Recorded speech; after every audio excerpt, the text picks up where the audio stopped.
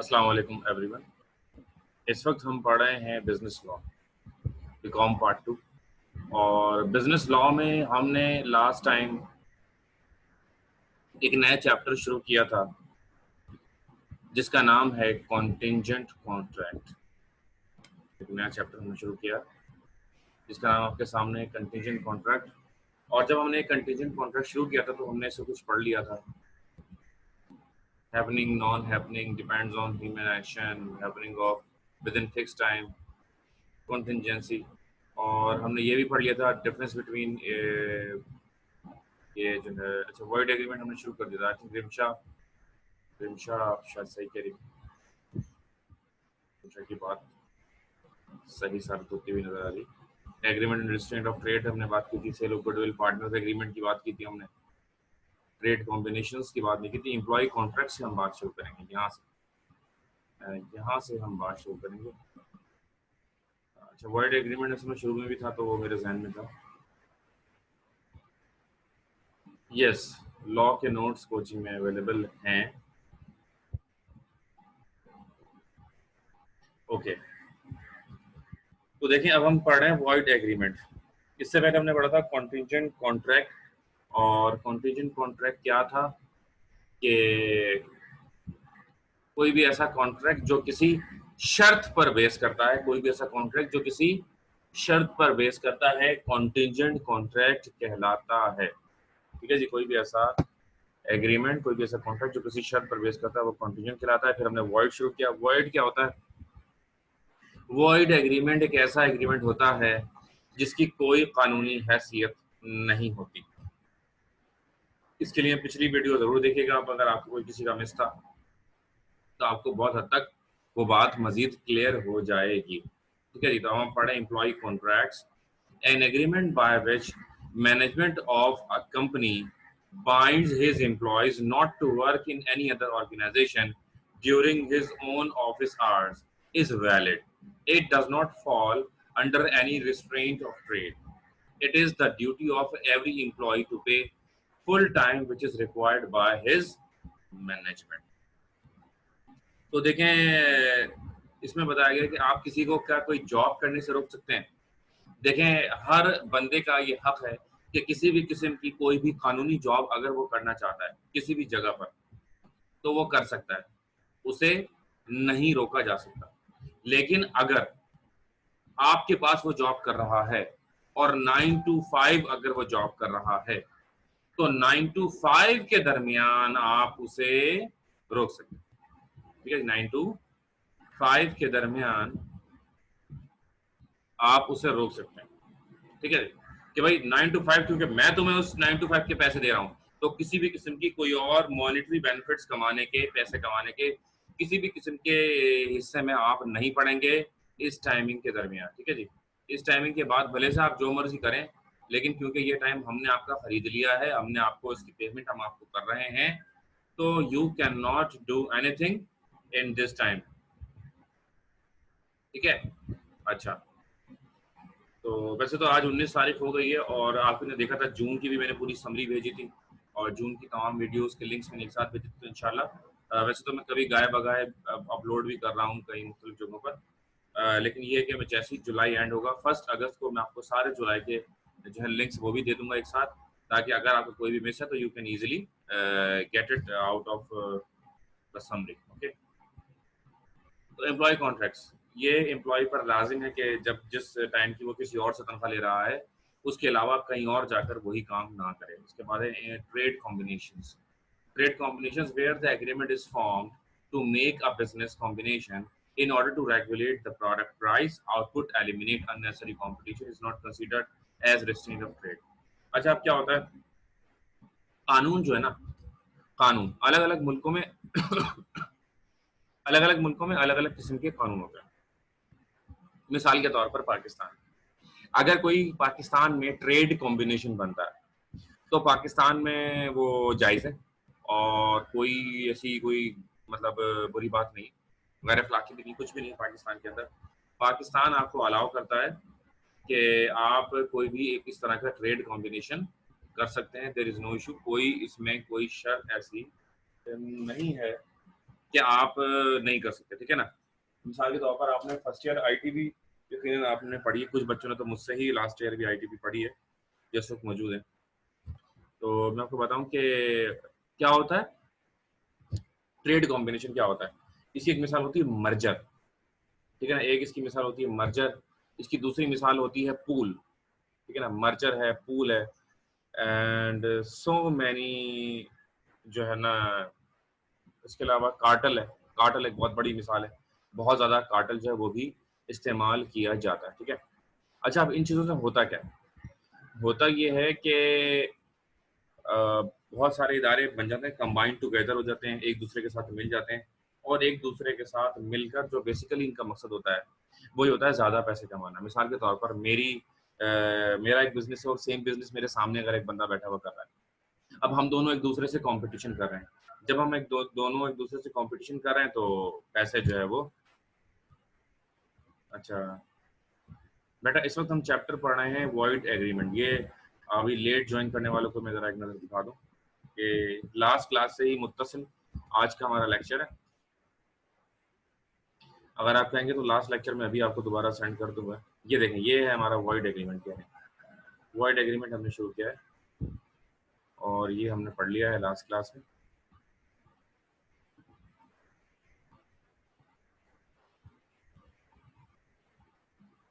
Agreement in restraint of trade, employment contracts, okay, trade combinations.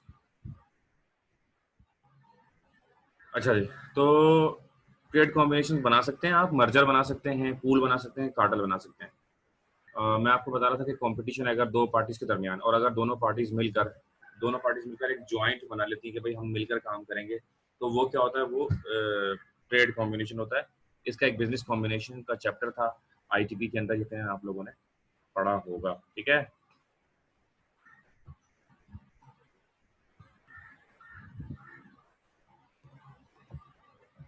Okay, the next heading is agreement in restraint of legal proceedings. Agreement in restraint of legal proceedings, देखें। अच्छा sir, आपने last वाला lecture upload कर दिया? जी मैंने upload बिल्कुल कर दिया था फरवा फरियाल शहरिया सर, लास्ट लेक्चर सेंड कर दिया, ठीक है जी। लास्ट लेक्चर में आप सबको सेंड कर दूंगा, don't worry. Agreement in restraint of legal proceeding. Every agreement by which any party is restricted absolutely from enforcing his rights under any contract by the usual legal proceedings in the court, which limits the time within which he may thus enforce his rights, is void to that extent. यकीनन इतनी अंग्रेजी आपके समझ में नहीं आई होगी, इसलिए इसका उर्दू तर्जुमा कर दूं कि भाई इसमें ये बताया गया है, ठीक है ना। देखें जी, आखिरी में आपके क्वेश्चंस में लूंगा, आखिरी के 5 मिनट में, जब तक जस्ट लिसन केयरफुली। एंड अगर कोई फौरन आप कुछ पूछना चाहते हैं तो you have option of chat, आप वहां जाके बोलें, लिख दें आप चैट में, ठीक है। अच्छा, सो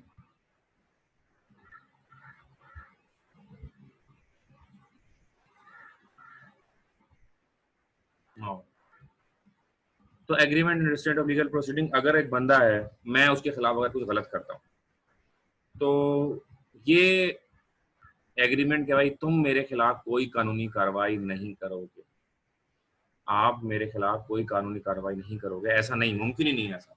यानी अगर आप सामने वाले एक बंदे के साथ अगर आप कोई भी गलत काम कर देते हैं, कोई भी आप उसके साथ कोई रॉन्ग एक्टिविटी कर देते हैं, तो वो उसका एक लेजिटिमेट राइट है, उसका ये हक है कि वो आपके खिलाफ कानूनी कार्रवाई कर सकते हैं। चलिए, agreement and restraint of legal proceedings. Agreement and restraint of legal proceedings.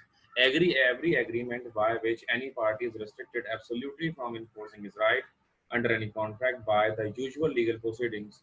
अच्छा, इसका मैंने आपको क्या बताया कि कोई भी अगर होता है तो आप मतलब मैंने लिख के दे दिया कि मैं आपके खिलाफ कोई कानूनी कार्रवाई नहीं करूंगा, मैं जो भी मुझे सुन रहे हैं मैं आपकी बात कर रहा हूँ कि भाई मैं आपके खिलाफ कोई कानूनी कार्रवाई नहीं करूंगा, आप मेरे साथ कुछ भी कर दो, मैं आपके खिलाफ कानूनी कार्रवाई नहीं करूंगा। तो दिस इज नॉट पॉसिबल।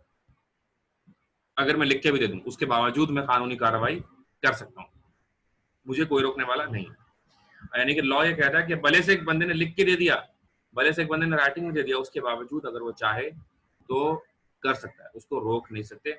और उसका लिखा हुआ देना जो था, उसने जो लिख कर दिया आपको कि वो आपके खिलाफ कानूनी कार्रवाई नहीं करेगा, वो वॉइड हो जाएगा, उसकी कोई हैसियत नहीं होगी। ठीक है। अच्छा, from the above rule following agreements are void. सारे रूल्स पढ़ने के बाद कौन कौन से एग्रीमेंट वॉइड है? रिस्ट्रिक्शन ऑन लीगल प्रोसीडिंग्स, कानूनी कार्रवाई के से किसी को रोकना गलत है, इसकी कोई कानूनी हैसियत नहीं है। आप किसी को कानूनी कार्रवाई करने से रोक नहीं सकते। ठीक है जी, यू आर नॉट अलाउड। ठीक है जी, आप किसी को भी ऐसा नहीं कर सकते कि रिस्पेक्ट कर देंगे, नहीं भाई आप कानूनी कार्रवाई नहीं कर सकते। तो ऐसे ही कोई कानून में कोई ऐसी शिक मौजूद नहीं है जिसके जरिए आप किसी को कानूनी कार्रवाई करने से रोक सकते। ठीक है, आगे चलते हैं। Uncertain agreement, any uncertain agreement, कोई भी अगर आप अनसर्टेन एग्रीमेंट करते हैं, ठीक है जी, अनसर्टेन एग्रीमेंट किसे कहते हैं?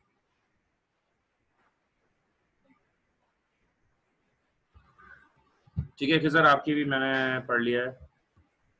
देखें, एक काम करते हैं, पहले मैं यही बता दूं ताकि आप लोग थोड़ा रिलैक्स भी हो जाएंगे, और स्क्रीनशॉट भी अगर आप चाहते तो ले लें। आप देखें ये सवाल है क्या। अब देखें इतनी लंबी चौड़ी इसमें कहानी लिखी हुई है, तो मैं इसको हाथ के हाथ शॉर्ट कर देता हूँ ताकि आप देख लें।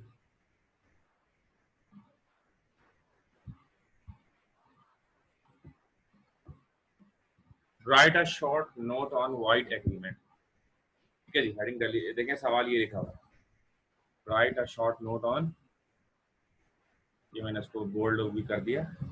यहाँ से बेसिकली ये सवाल शुरू हुआ है। अब जिसको स्क्रीनशॉट लेना वो ले ले। Right a short note on void agreement. ठीक है, ये हो गया एक पेज।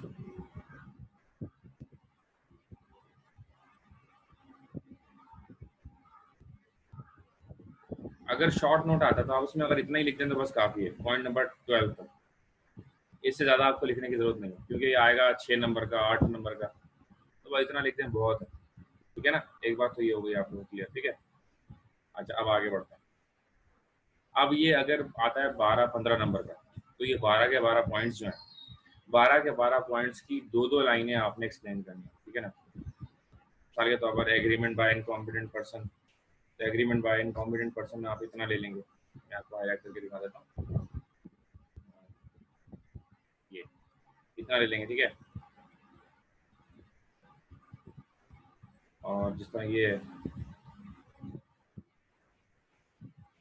इसमें आप इतना ले लेंगे।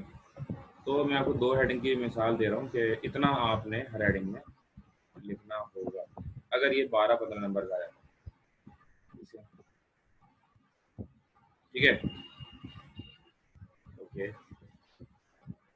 जी, मिल जाएगा आपको, लेकिन देखिए शॉर्ट आपको करना होगा अपने हिसाब से। अगर ये लॉन्ग में आता है तो ये 12 हेडिंग्स है, 12 हेडिंग्स, क्योंकि लॉ का पेपर बाकी तमाम के तमाम थ्योरी सब्जेक्ट से डिफरेंट होता है। क्यों डिफरेंट होता है? इकोनॉमिक डेवलपमेंट में कितने सवाल करने होंगे? 10 सवाल करने होंगे। ये 5 सवाल वैसे करने होते हैं, वो ए बी मिला के 10 हो जाते हैं। इकोनॉमिक डेवलपमेंट में 10 सवाल, कम्युनिकेशन में 10 सवाल, मैनेजमेंट में 10 सवाल, बैंकिंग ऑडिटिंग में 10 सवाल। ठीक है ना, बाकी सब में थ्योरी में 10 सवाल, इसमें 12 सवाल। तो बाकी सब में 27 चैप्टर्स होते हैं, इसमें 35 चैप्टर्स होते हैं। तो ये है भी तो लेंदी ना यार, तो इसके हिसाब से आपको, लेकिन जो 12 सवाल क्योंकि उतने ही 3 घंटे में करने होते हैं, ऐसा नहीं कि ये पेपर 4 घंटे का हुआ। डेफिनेटली अगर 12 सवाल करने हैं तो आपको लेंथ ऑफ द क्वेश्चन जो होती है वो आपको शॉर्ट करनी होती है। ठीक है ना, तो इस तरह से आपने इसको शॉर्ट करना होगा। जैसे मैंने आपको 2 हेडिंग्स करके बता दी, आपने खुद करना होगा। माशाल्लाह बड़े बच्चे हैं आप लोग, तो ना आप नन्हे तो है नहीं आप लोग कि आपको हर चीज़ बिल्कुल स्पून फीडिंग की जरूरत नहीं होती ना, आप जैसे माशाल्लाह बड़े बच्चों को। अच्छा, तो अनसर्टेन एग्रीमेंट की मैं बात करता हूँ। अनसर्टेन एग्रीमेंट क्या होता है? अनसर्टेन एग्रीमेंट गैर यकीनी एग्रीमेंट होता है, यानी ऐसा एग्रीमेंट जिसके बारे में आपको कंफर्म ना हो कि भाई इसमें क्या लिखा हुआ है। मिसाल के तौर पर अगर कोई चीज़ बेचने का एग्रीमेंट हो रहा है, मिसाल के तौर पर ये हमारे पास ओप्पो का चार्जर है, मैं आपको दिखाता हूँ। ये चार्जर मैंने कहा भाई ये मैं बेच रहा हूँ चार्जर। कितने का चार्जर? मैंने कहा जी बस कुछ पैसों का, मैं आपको कुछ रुपए का चार्जर ही भेज दूंगा। अब कुछ कितने, ये कंफर्म नहीं है।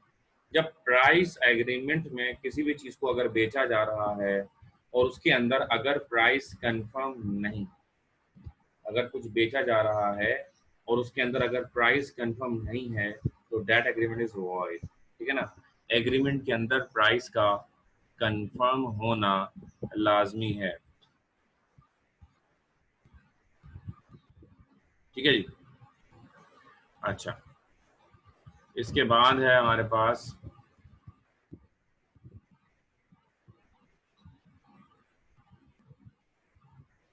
अनसर्टेन एग्रीमेंट के बाद है wagering agreement.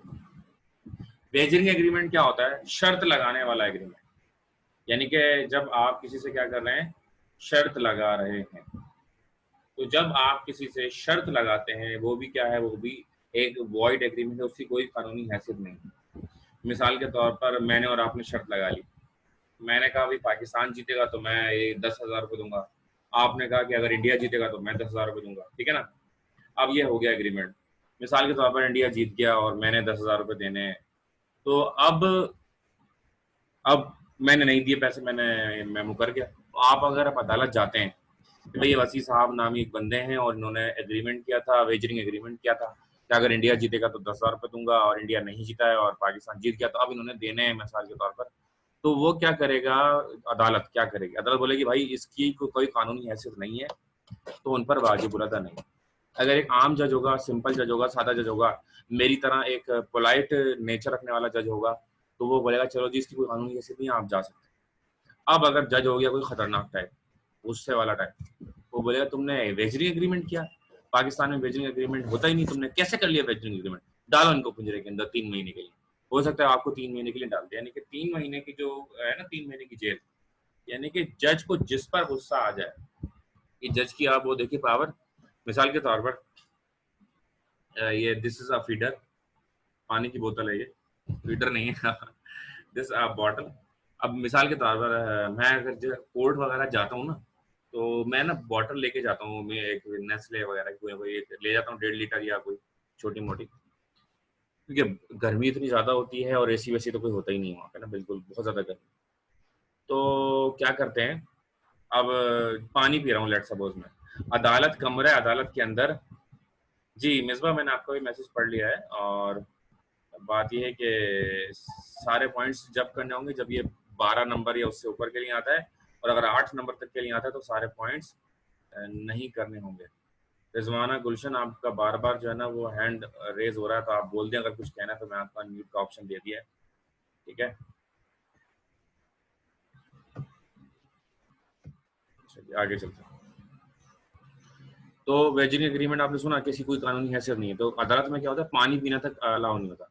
You can not even drink water in the court, ठीक है ना। उस पर भी 3 महीने की अगर वो चाहे तो 3 महीने की सजा दे सकता है अदालत। जज बोले जाओ भाई ये पानी पी रहा है मेरे सामने, बगैर इजाजत पानी पी रहा है, इसको 3 महीने के लिए अंदर डालो। जरा सोचिए अगर टीचर्स के पास भी होता, ये मुझसे बगैर पूछे बात कर रहा है स्टूडेंट, 3 महीने के लिए जेल में। ये होमवर्क करके नहीं लाया, 3 महीने के लिए जेल में। ये टेस्ट करके नहीं लाया, 3 महीने के जेल। इसने टाइम पर फीस नहीं भरी, 1 साल कैद बामुशक्कत, 5 लाख रुपए जुर्माना तो हर किसी को पावर नहीं दी गई है, बस ये जज के पास पावर है। और ऐसा नहीं है, देखें जज जो होते हैं वो भी तो हमारे और आपके इसी मुआशरे से जज बनते हैं ना, और वही लोग होते हैं जैसे हम में। तो पता है आपको कि मतलब जजेस जो होते हैं ये भी करप्ट होते हैं, मतलब ये क्या करप्ट, ये इनको आसमान से तो नहीं उतरते ना, जाहिर है ये भी करप्ट होते हैं, इनमें भी करप्ट होता है, ईमानदार भी होते होंगे जाहिर है ओके। लेकिन जज की पावर बड़ी होती है, मतलब जज अगर कहीं खड़ा हुआ है, कोई बात कह रहा है, तो उसकी बहुत ज्यादा पावर होती है, मतलब कोई जज से तो कोई पंगा ही नहीं लेता। ओके, तो वेजरिंग मींस गैम्बलिंग और बेटिंग। वेजरिंग का मतलब क्या है, गैम्बलिंग और बेटिंग। सेक्शन 30 जो है हमारे कॉन्ट्रैक्ट एक्ट का, वो डिफाइन करता है इसको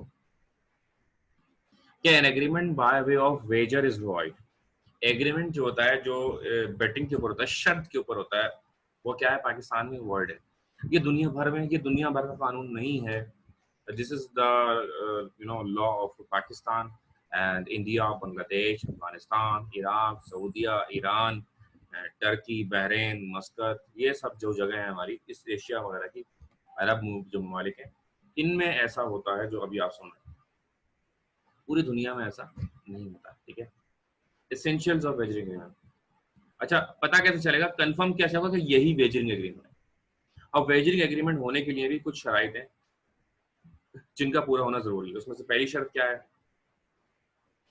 प्रॉमिस टू पे मनी और money is worth.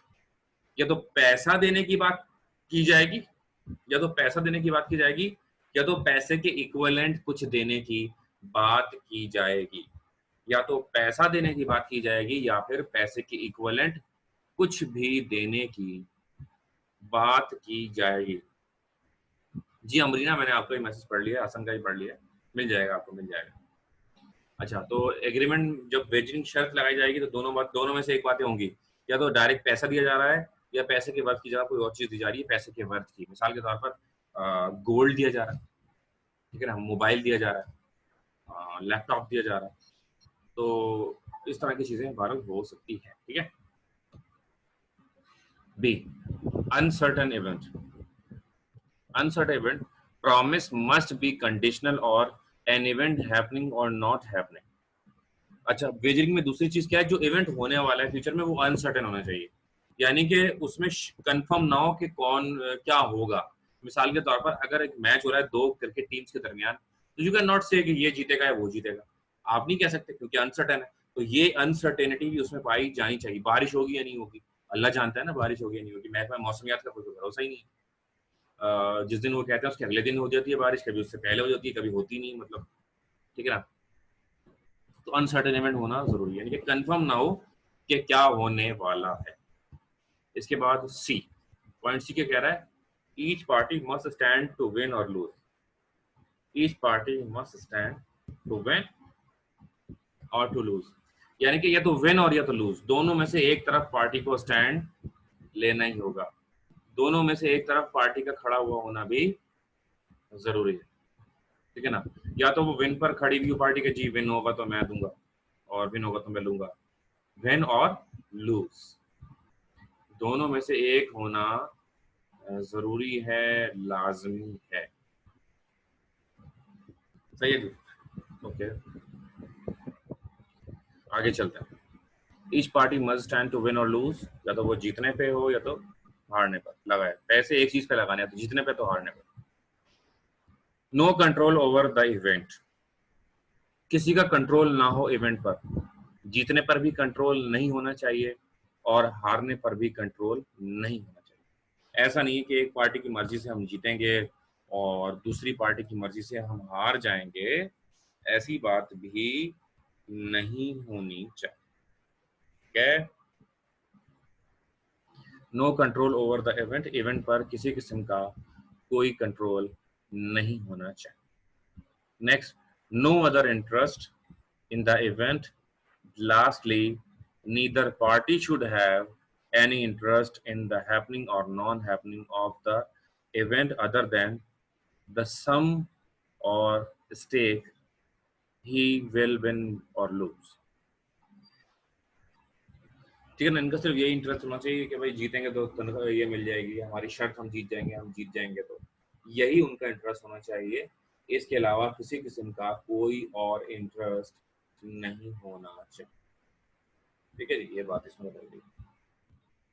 No other interest, कोई और इंटरेस्ट इसमें नहीं होना चाहिए। चलिए, agreement contingent on impossible event, अगर कोई एग्रीमेंट होता है जो कि इम्पॉसिबल इवेंट पर है तो वो वॉइड होगा, ठीक है जी। कोई भी इवेंट होता है इम्पॉसिबल इवेंट पर तो वो क्या है, वॉइड है। मिसाल के तौर पर एक मुर्दे को जिंदा कर देना सबसे बेहतरीन इसकी मिसाल होती है, क्योंकि इम्पॉसिबल इवेंट होता है। तो इमरान खान का दोबारा वजीर आजम बन जाना मिसाल इम्पॉसिबल इवेंट पर अगर कोई बात आप करते हैं तो वो क्या है, वॉइड एग्रीमेंट। कंटीजेंट, अगर कोई भी शर्त आप लगा रहे हैं लेकिन जो शर्त आप लगा रहे हैं वो नामुमकिन है, ठीक है जी।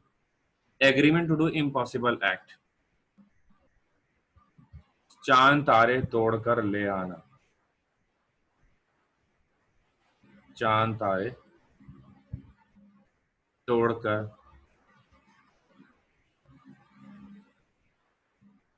जी खिजर, मैंने आपका सवाल पढ़ लिया। आपने लिखा है कि जरूरी है कि जब ये सवाल 15 या 20 नंबर के हैं तो 12 पॉइंट लिखने होंगे, जी अगर ये 8 नंबर के लिए आता है ना, तो सिर्फ वो जो लिस्ट बनी हुई है 12 के 12 पॉइंट्स की, आप उसे सिर्फ लिस्ट बना देंगे, आपको पूरा एक्सप्लेन नहीं करना होगा। क्यों?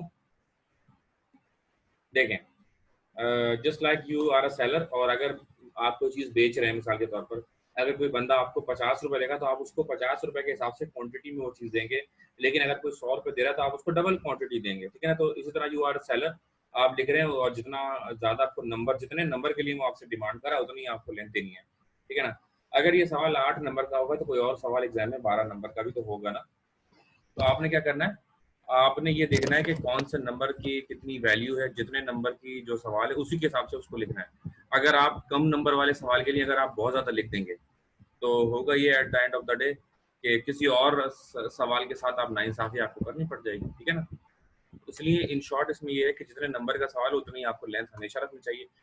This is not only for this business law, this is for every subject. Her subject में यही है कि जितने नंबर का आपको कहा जाए, उतने ही नंबर का आपने वो सवाल लिखना है, उससे कम और ज़्यादा की गली में आपने नहीं जाना। सही है? ओके। नहीं तो टाइम वेस्ट है, बिल्कुल सही बात है। अब हम बढ़ेंगे एक नए टॉपिक की तरफ।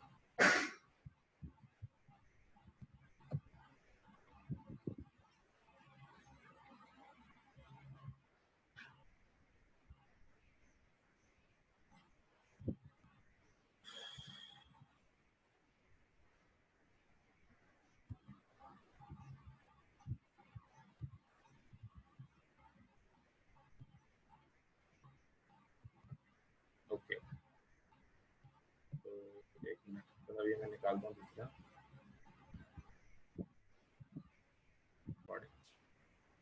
जी डियर स्टूडेंट्स, अब हम एक सवाल नया शुरू कर रहे हैं, और पहला जो सवाल है मैं अभी लिखता हूँ, देखें आप।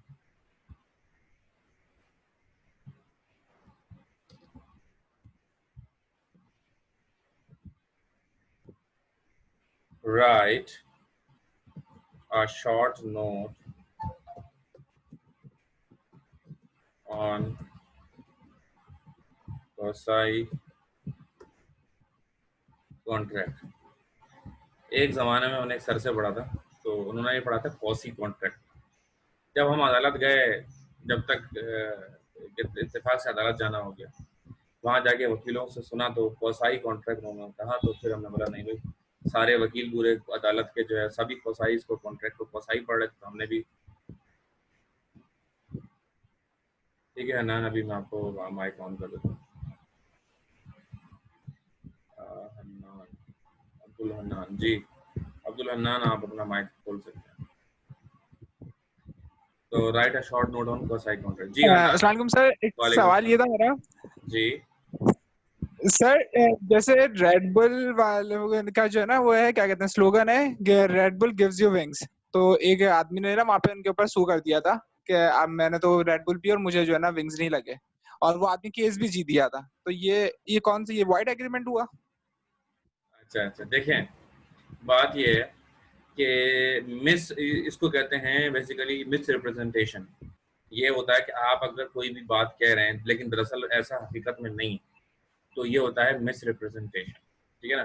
जैसे आपने पूरी बताई मुझे इस तरह से, तो इस तरह की केसेस करते हैं लोग, लेकिन मेरे ख्याल से तो उसको केस नहीं जीतना चाहिए था। वल्लाह आलम, हो सकता है कोई बहुत ही स्ट्रॉन्ग वकील उसने खड़ा किया हो, क्योंकि कानून तो एक मकड़ी का जाला है, जैसा कि मैं बता चुका हूँ पहले आपको कि कानून क्या है। कानून एक मकड़ी का जाला है जिसके अंदर कमजोर फंस जाता है और ताकतवर उसे रोनता हुआ चला जाता है। तो बेसिकली ये जो आपने मिसाल दी वो मिस रिप्रेजेंटेशन का था। मिस रिप्रेजेंटेशन हमारा एक टॉपिक निकल चुका है। अगर आपने नहीं लिया है तो आप अपने ग्रुप में जाकर देखेंगे, तो वहाँ पे लिंक्स आपको मिल जाएंगे, ठीक है? चलें अब हम बात शुरू करते हैं आगे। क्वासाई कॉन्ट्रैक्ट, इसका जो सबसे पहला सवाल आ सकता है वो है right a short note on quasi contract. Quasi contract is an exceptional kind of contract because there is no offer and acceptance. Quasi contract बिल्कुल एक अलग तरह का कॉन्ट्रैक्ट होता है। Quasi contract बिल्कुल अलग तरह का कॉन्ट्रैक्ट होता है, क्योंकि इसमें ना ही ऑफर होती है और ना ही एक्सेप्टेंस होती है, ठीक है जी? अच्छा, कुछ ही मिनट बाकी हैं क्योंकि हमारी मिनट का, तो मैं आपको बता दूं कि जैसे ही ये मीटिंग खत्म होगी, जैसे ही मीटिंग खत्म होगी, सेम आईडी और सेम पासवर्ड से आप दोबारा आएंगे। दोबारा सुन लें, जैसे ही मीटिंग एंड होगी, सेम आईडी और सेम पासवर्ड से आपको दोबारा आना होगा। अच्छा जी, तो कोसाई कॉन्ट्रैक्ट एक ऐसा कॉन्ट्रैक्ट होता है, बिल्कुल अलग सा कॉन्ट्रैक्ट है। क्यों? क्योंकि इसमें ना ही ऑफर होती है ना ही एक्सेप्टेंस होती है। इससे पहले मैंने आपको कॉन्ट्रैक्ट्स में ये बताया था कि किसी भी वैलिड कॉन्ट्रैक्ट के लिए ये लाजमी है कि उसके अंदर एक ऑफर भी होनी चाहिए और एक एक्सेप्टेंस भी होनी चाहिए।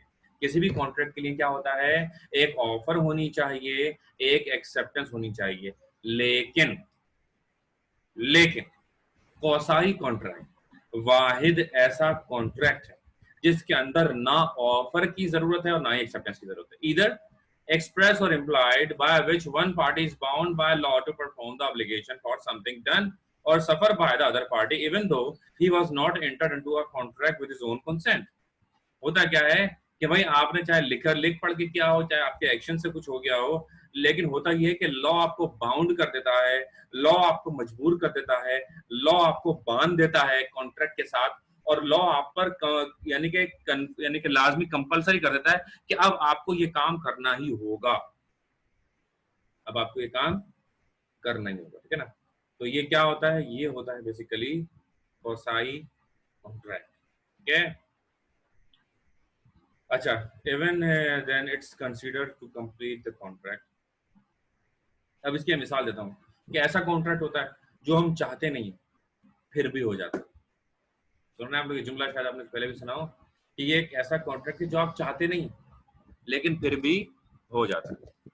इस कॉन्ट्रैक्ट को मैं क्या नाम दूं जो मैं चाह नहीं रहा था फिर भी हो गया? इसकी मैं एक मिसाल देता हूँ आपको। मिसाल के तौर पर मैं गाड़ी लेके जा रहा था, अपनी मिसाल नहीं देता यार, अल्लाह रहम करे, वैसे मेरी तो काली ज़बान है लोग कहते हैं। एक बंदा था जो गाड़ी लेके जा रहा था, अल्लाह करे हम और आप में से कोई भी ना हो कभी भी ऐसा, और उसने एक बंदे को ठोक दिया। ठीक है जी? अब जब हिट कर दिया एक बंदे को तो उसकी चोट लग गई। अब लॉ ने impose, this is a quasi contract. Now the quasi contract has been created कि अब जिस बंदे के चोट लगी है, जिस बंदे के चोट लगी है, आपको उसे उठाना पड़ेगा, अस्पताल लेके जाना पड़ेगा, उस पर खर्चा करना पड़ेगा। जिस बंदे ने ठोका उस पर यह जिम्मेदारी आयद हो गई। अब वो जाएगा, सब कुछ कराएगा, ये लाजिमो मलजूम है। ये बात होगी। आगे चलिए, दूसरी मिसाल एक और मिसाल मैं दे रहा हूँ। अच्छा, माशाल्लाह से सब 30 बच्चे कोई मेरे पास ऑनलाइन हैं, तो आपने क्या करना है, एक मिसाल आप लोगों ने देनी है रैंडमली, जो भी देना चाहेगा, मैं किसी का नाम नहीं लूंगा, आप में से कोई भी देना चाहे पहले एक और मिसाल मेरी सुन ले, फिर you will have to give an example. जो भी एग्जांपल की एक अपनी तरफ से देना चाहता है वो रेज हैंड कर दे अभी से, ठीक है ना? अच्छा, मैं दूसरी मिसाल देता हूँ। मिसाल के तौर पर मैं गया रेस्टोरेंट खाना खाने, और मुझसे जो है वो बर्तन की जो थे वो टूट गए मुझसे, वो चीनी के बर्तन थे, की कीमती किस्म के कांच के थे, वो टूट गए। अब क्योंकि वो टूट गए मुझसे, तो now I am bound by the law, मैं लॉ ने मुझ पर ये इम्पोज कर दिया कि अब मुझे उसके पैसे देने होंगे। तो this is also a quasi contract. Is there anyone who wants to give an example? आप में से कोई भी अगर इसकी एग्जांपल देना चाहे प्लीज।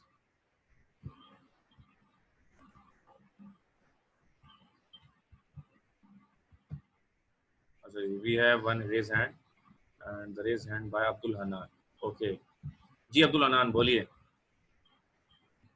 सर मेरा ये है कि मेरे साथ भी एक दफा यही इंसिडेंट हुआ कि मैं एक बच्चे को मैंने हिट किया, ठीक है, वो बच्चा बेहोश हो गया, लेकिन सर वो बच्चे की ही गलती थी वहाँ पे, तो क्या तब भी मुझ पे ये लाजिम है कि मैं उस बच्चे को उठा के हॉस्पिटल लेके जाता? जी जी, आप ही पर लाजिम था, क्योंकि देखें फर्स्ट सबसे पहले आपको क्या करना होगा, जिसने भी बंदे ने ठोका उसी को लेकर जाना, चाहे उसकी गलती है कि नहीं है, उसको लेकर जाना ही होगा। अच्छा, उसके बाद